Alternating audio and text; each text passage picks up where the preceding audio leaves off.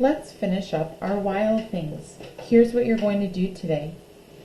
You are going to finish outlining in Sharpie if you haven't yet. Cover all of your pencil lines.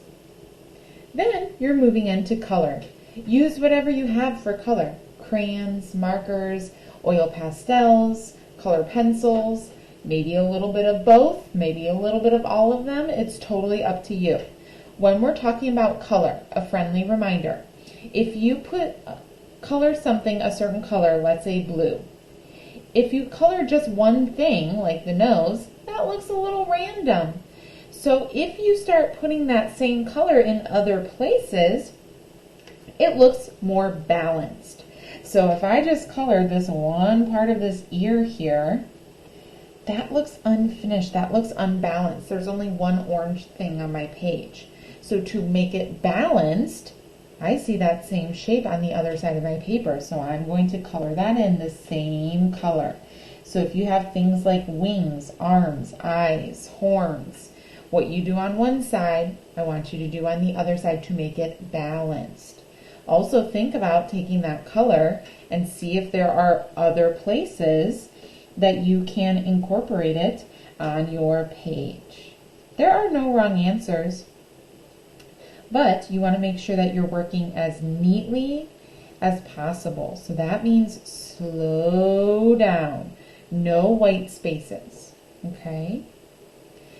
You want your whole wild thing to be colored in. After we color, then it's time to cut. When we cut, here are a few things to keep in mind. One hand holds your scissors, other hand holds your paper. As you're cutting, you want to use your helper hand, the hand holding your paper, and turn your paper as you go. Now, I know some of you are going to have some really itsy bitsy teeny tiny corners and edges to cut.